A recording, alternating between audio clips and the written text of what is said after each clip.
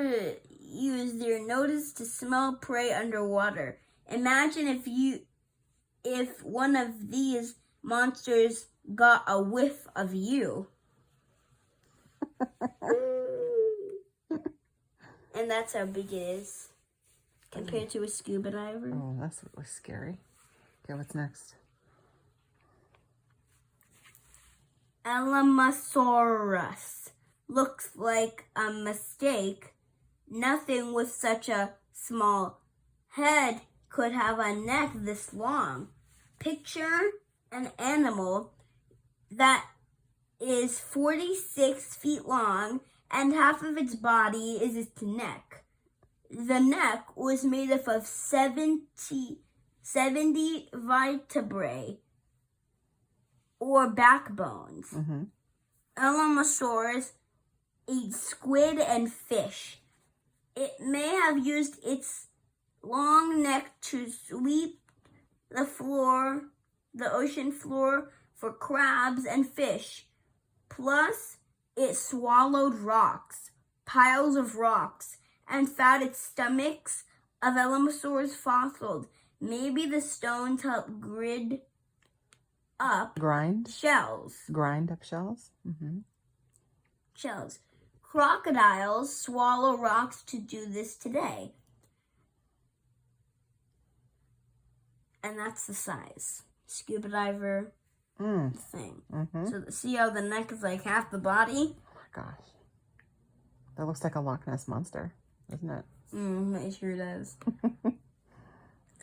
Oh, okay. That one's scary.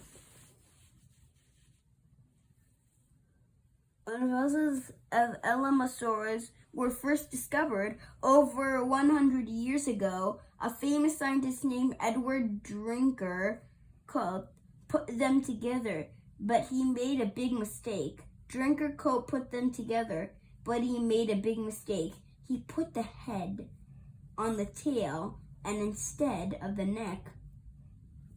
When his mistake was discovered, Cope spent the rest of his life feeling bad about it, even though he was one of the best prehistoric marine reptile experts of his day.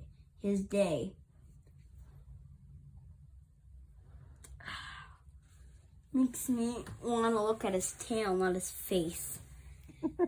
Zavactinus is nicknamed the bulldog fish. Its lower jaws jut out, showing rows of terrible sharp teeth. But another name for these big fish could be speedy. Zavactinus swam really fast. Their powerful tails helped them reach speeds of 35 miles per hour. Zavactinus sometimes grew up to 20 feet long. Scientists have found their fossils with much bigger animals. You scuba diver? Megalodon. I already know this one.